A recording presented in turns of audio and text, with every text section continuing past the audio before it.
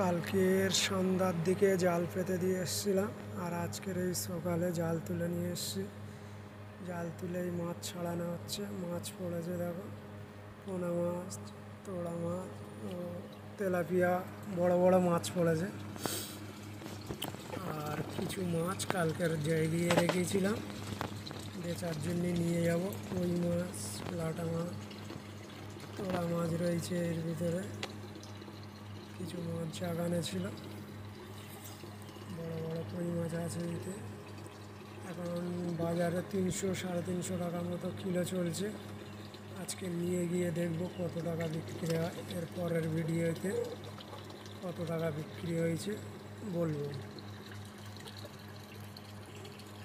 তারপরে এটা বড় কই মাছ, কিন্তু ফোনে দেখাচ্ছে সব ছোট ছোট, কিন্তু সব বড় বড় কই মাছ। 75 গ্রাম 70 গ্রাম করে আছে একটা কই মাছ। এই সকালবেলা কলে জল আসছে।